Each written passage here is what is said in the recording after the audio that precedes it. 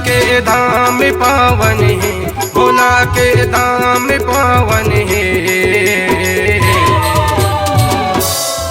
मोरे भोला के दरबार सजे है, महीना सावन है।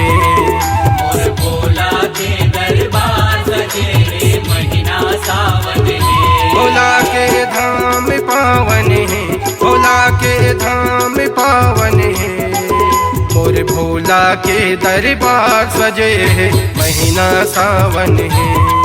मोर भोला के दरबार सजे है, महीना सावन है।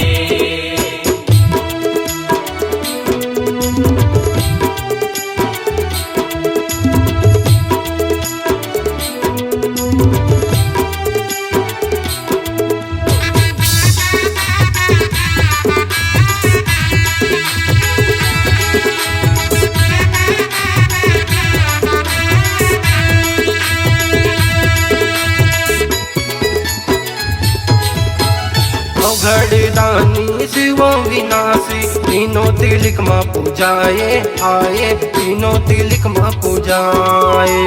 तीनों तिलक माँ पूजाए ओ बाबा, तीनों तिलक माँ पूजाए आए, तीनों तिलक माँ पूजाए।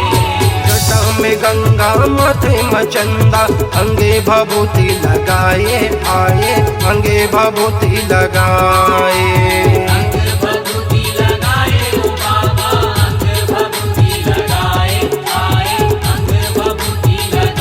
भोला के रूप मन भावन है, भोला के रूप मन भावन है। मोरे भोला के दरबार सजे है, महीना सावन है। मोर भोला के दरबार सजे है, महीना सावन है।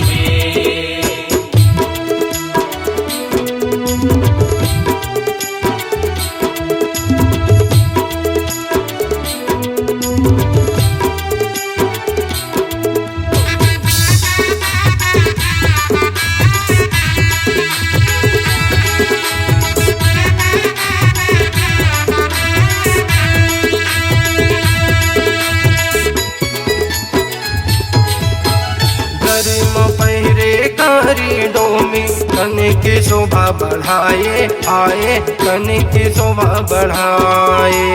कने की शोभा बढ़ाए ओ बाबा, कने की शोभा बढ़ाए आए, कने की शोभा बढ़ाए।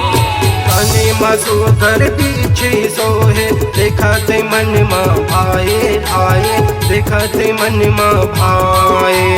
देखत मन माँ भाए ओ बाबा, देखत मन माँ भाए आए, देखत मन माँ भाए। भोला मोरे जगे सुहावन है, भोला मोरे जगे सुहावन है।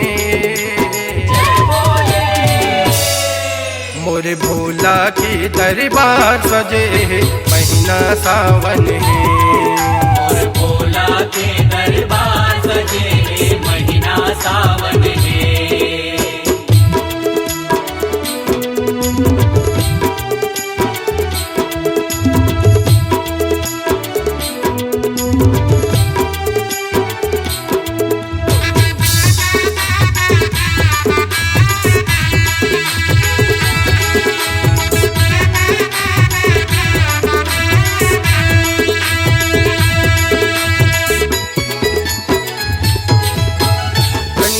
बांधे बघवा छाला, हाथे में डमरू बजाए आए, हाथे में डमरू बजाए। हाथ में डमरू बजाए ओ बाबा, हाथ में डमरू बजाए आए, हाथ में डमरू बजाए। त्रिशूलधारी शिव भोला के, प्रेम न सबोह पाए आए, प्रेम न सबोह पाए।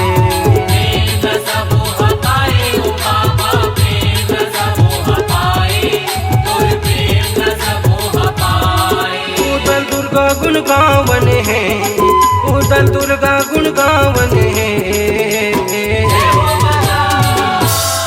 मोरे भोला के दरबार सजे है, महीना सावन है।